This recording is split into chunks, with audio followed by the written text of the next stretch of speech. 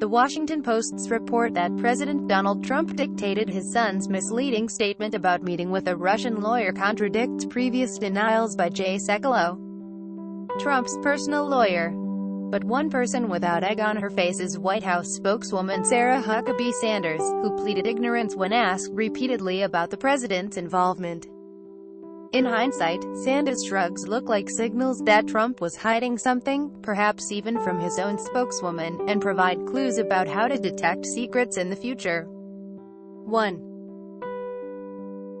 Pay attention to things that White House spokesmen say they don't know, or haven't asked, about. These types of answers are given frequently. 2. Watch for times when the White House. The statement at the root of the Post's report was issued to the New York Times when it reported July 8 that Donald Trump Jr.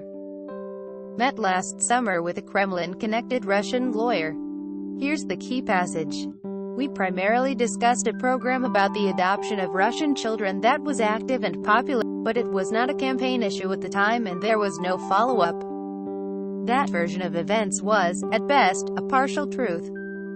The Times reported a day later that the premise of the meeting was that the Russian lawyer would share damaging information about Hillary Clinton. Naturally, the genesis of the original statement, with its glaring omission, interested journalists.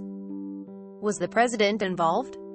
At an off-camera news briefing on July 11, Sanders was asked when Trump and Trump Jr.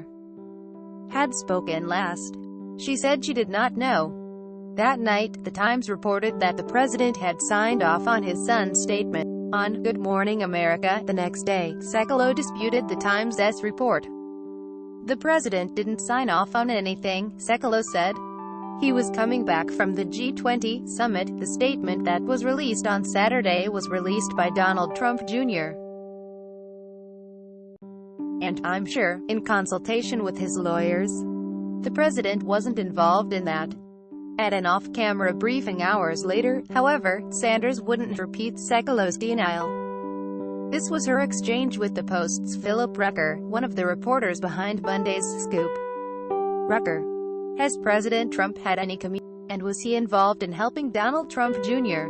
craft his statement to the press over the weekend on Air Force One, as was reported in the New York Times? Sanders: I'm not sure about specific communications and the nature of those conversations. I know that they've spoken at least at some point over the last few days. Rucker: has he helped him with his response?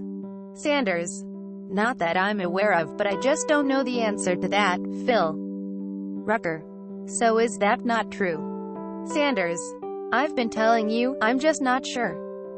I don't know the answer. I'll have to check and let you know. Rucker: okay. Can you find out? Sanders: yeah. Sanders never followed up with reporters.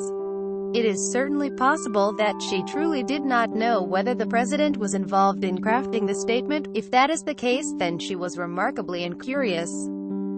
Perhaps it was best not to know.